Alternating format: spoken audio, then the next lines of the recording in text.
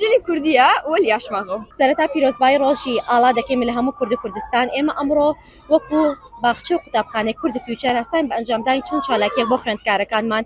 یەکێک لەو چالاکیانە وتنەوەی سرودی ئەیرەقی بوو، بەرزکردنەوەی ئاڵا بوو، وتنی شعر بوو، چەندە چالاکی جۆرا و جۆر.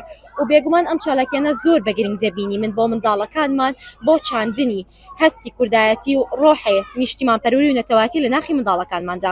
مناوم مەریەمە، ڕەفیقەکانم نڕایە هاتین سەرای دەوام احتفالی داشینێرمەوە قاتکردی کردین سەوەر طبعاً ڕەفیقەکانم ڕامکردن سەرنیمی دەستخۆشی لە مامۆستاگەمان کەمن و لە مدیرەکەمان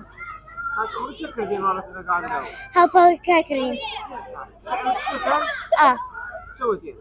شارێک لە باڵ کوردستان وتیمان ڕۆژی ئاڵایە ئێرە مینم سندێت دایگمێ خەت کوردیا ولی ئیناماتنە بۆ ڕەفیقەکانم تا کەمی حەفلە بکەینەرە ئەرێ ڕۆژی ئاڵایەوە ئەمجا ئێبا گۆنم سندێ ئەی هەڵخانە ئەمجا من چە کردم ئاتمەری مەرەسە کەمی هەڵبەرگێ بکە خۆش بێ چە کردیوە ڕەفیقەکانت بەرگێ کردم چەندیان فەرگێ کردی فەیار بەرگێ کردم کیم ڕەفیقەکانت وەڵا کوڕی ناوی محەممەدی واز ڕەفیقمە.